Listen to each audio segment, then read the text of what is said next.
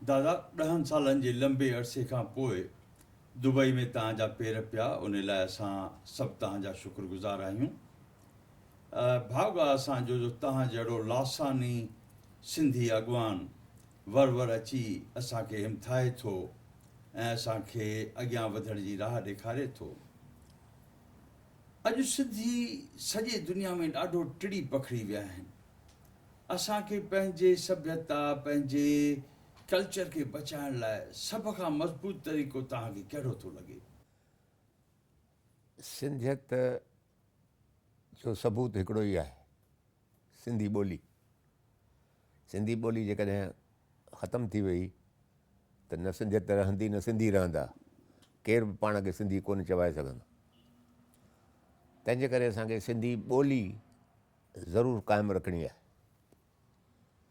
ऐं इन्हीअ जे करे हर कंहिं सिंधीअ जो फ़र्ज़ु आहे त कम से कम पंहिंजे ॿारनि खे सिंधी ज़रूरु सेखारे।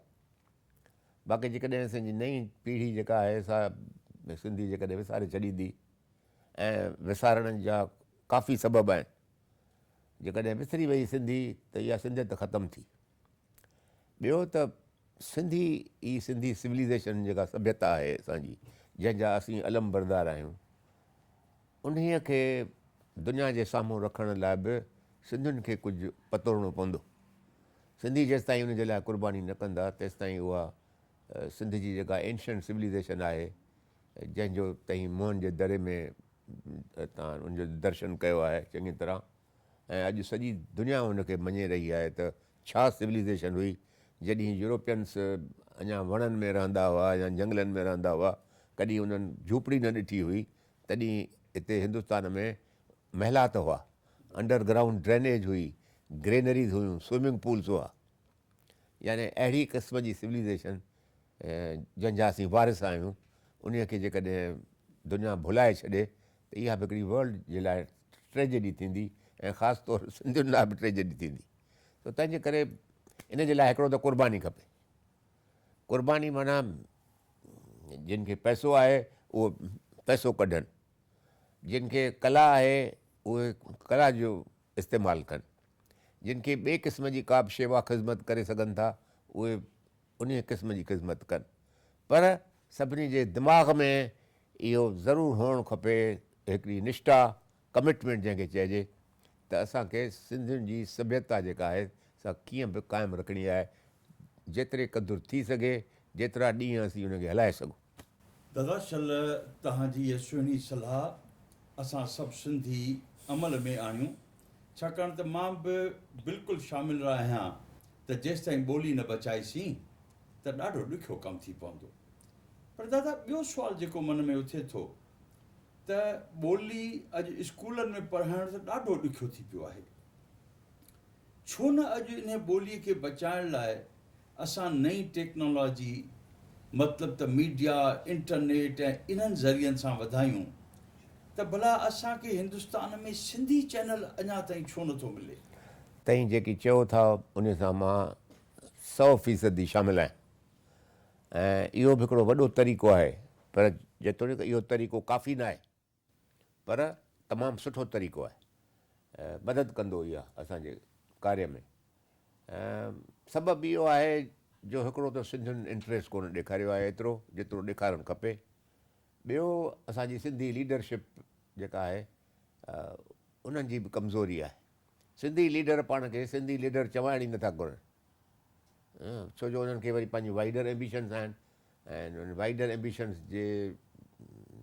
जे तलाश में उहे पाण खे सिंधी लीडर करे पाण खे महफ़ूज़ करणु नथा चाहिनि। ॾुख जी ॻाल्हि आहे। ऐं ॾुख जी ॻाल्हि आहे, पर हाणे जेकी तव्हीं चयो था इहा तमामु सुठी ॻाल्हि आहे ऐं इन जे लाइ असांखे कोशिशि करणी पवंदी। ऐं मूंखे त लॻे थो त ॿियनि सभिनी जेके लैंग्वेजिस आहिनि, भाषाऊं आहिनि, जेके 8th शेड्यूल में आहिनि हिंदुस्तान जे संविधान में, उन्हनि सभिनी खे पंहिंजियूं पंहिंजियूं चैनल्स आहिनि, उन्हनि खे पंहिंजो प्रोपगंडा करणु, पंहिंजी ॿोली ऐं भाषा ऐं लिपीअ खे क़ाइमु रखण जो हक़ु आहे, असांखे हुअणु खपे। पर उन जे लाइ केरु पतोड़े पाण खे। दादा अॼु अमेरिका असांखे सेखारियो आहे हिकिड़ो नओं अखर जंहिंखे चऊं था एड्यूटेनमेंट, एड्यूकेशन थ्रू इंटरटेनमेंट। मां सम्झां थो असां जहिड़ी सिंधी जाति जेका टिड़ी पखड़ी वई आहे उन लाइ इंटरटेनमेंट ज़रिए सिंधी ॿोली क़ाइमु रखण लाइ शायदि असांजा लीडर, तव्हांजो दोस्त आडवाणी साहिबु, ॿिया असांजा सिंधी लीडर ऐं तव्हां अॻुवानी कयो ऐं इहो चैनल जेकॾहिं मिले त मां सम्झां थो सिंधी ॿोली क़ाइमु रखण लाइ हिकु वॾो क़दम थी थो। ऐं इहो हिकिड़ो सुवालु पुछंदुसि त 8th शेड्यूल जी हर भाषा खे चैनल आहे, असां सिंधी हिकिड़ी ॿोली आहे हिंदुस्तान जी मेजर भाषा जंहिंखे सिंधी चैनल कोन्हे, छा करणु खपे? मूं चयो त इहे असांजा हिंदुस्तान जा जेके हाकिम आहिनि उन्हनि हाकिमनि ते प्रेशर लॻाइणो पवंदो, उन्हनि ते ज़ोर ज़बरदस्ती करणी पवंदी जेका डेमोक्रेसीअ में थी सघे थी। ऐं उन जे लाइ घटि में घटि जेके असांजा सिंधी चढ़ियल आहिनि ऐं जिन खे भॻवानु पंहिंजी ज़बान ॾिनी आहे ऐं ज़बान जो इस्तेमालु करे सघनि था, उहे घटि में घटि इन जे लाइ पुकार त कनि। माउ जो ॿारु रोअंदो न त माउ कीअं ॾींदी। बराबरि। तव्हां हिकिड़ा ई सिंधी लीडर आहियो जंहिं हमेशह असांजी रहबरी कई आहे सिंधी ॻाल्हियुनि में बि। मां चाहींदुसि त हिन तमामु ज़रूरी मसइले जी अॻुवानी तव्हां करियो ऐं तव्हांजे छत्र छाया में शलई चैनल जल्दी थिए। मुंहिंजे ज़िंदगीअ जो सफ़र लॻभॻि ख़तमु थी चुको आहे, पर हाणे जेकॾहिं मूंखे मां शामिल आहे कोन आहियां। इहा जेकॾहिं जवाबदारी मूंखे खणणी आहे त मां खणंदुसि। वाधायूं, तव्हांजा शुक्रगुज़ार आहियूं। दादा अॼु असां वटि आहिनि दुबईअ में, असां तव्हांजी आज्ञा था करियूं। असांजे होजमालो प्रोग्राम जे तव्हां ॾिठो, तव्हांखे उमेद वणियो हूंदो। मां हिते दुबईअ में पहुतुसि त मुंहिंजे अंदर में ग़म हो ऐं मूंखे इहो बि लॻो थिए त मुंबई जी हालति जेका आहे उहा मां छॾे वञी होजमालो ॾिसां, इहो ठीकु न आहे। पर चङो थियो जो मां आयुसि। ज़बरदस्त तव्हांजो शो हो ऐं मां तव्हांखे बधायूं थो ॾियां। ऐं मुंहिंजी ग़मगीनी जेका हुई सा बि कुझु हद ताईं दूरि थी वई आहे। तंहिंजे करे ॾाढो सुठो थियो ऐं इहो कमु ताईं चालू रखो ऐं इन्हीअ खे वधाईंदा रखो। ऐं तव्हांजे सिंधी क़ौम जा थंभा हिते दुबई में वेठा आहिनि ऐं तव्हांखे ॿिए कंहिंजे बि मदद जी ज़रूरत न आहे, पर जे आहे त असीं हाज़ुर आहियूं। दादा घणी घणी महिरबानी।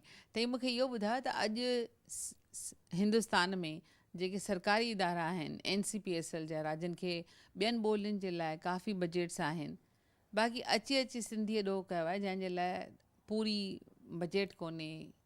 बाबा हीअ आहे असांजी पॉलिटिक्स। असांजा वोट घणा, तंहिंजे करे केरु असांजी ॻाल्हि मञे कोन थो। पर इन खां वधीक जेका कमज़ोरी आहे सा आहे त इन जे लाइ चङी तरह असां पुकार कान कई आहे ऐं हींअर पुकार करण जो टाइम आयो आहे। ख़ासि तौर इलेक्शन हलनि थियूं, इलेक्शन में त घटि में घटि हुननि सां कुझु सौदेबाज़ी करियो। सही ॻाल्हि आहे, पर दादा छा इहा सौदेबाज़ी करण लाइ या असांखे इन जो ॾांहुं त आहे ई कोन, असीं पाण त उते पहुची नथा सघूं। तो अचो हुते त ॾांहुं मां तोखे सेखारींदुसि। थैंक यू दादा, मां ज़रूरु ईंदसि, महिरबानी।